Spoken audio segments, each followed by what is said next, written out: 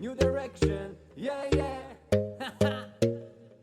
Hello and welcome to this video on how to order numbers from 1st to 10th. Numbers are an essential part of our daily lives, and being able to order them is a crucial skill that we all need.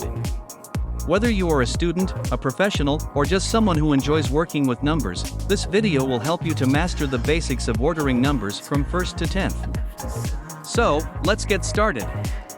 The first step in ordering numbers from 1st to 10th is to understand the concept of ordinal numbers. Ordinal numbers are numbers that indicate the position of an object in a series, such as first, second, third, etc.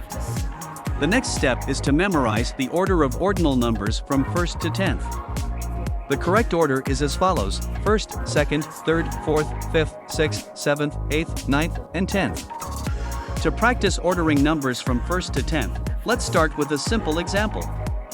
Let's say you have a group of 8 friends and you want to order them from the 1st to the 8th position based on their frequency of social media usage per day. You would start by assigning each friend a number from 1 to 10, based on the number of hours they use social media in a day. Once you have assigned each friend a number, you would then use the ordinal numbers to order them from 1st to 10th.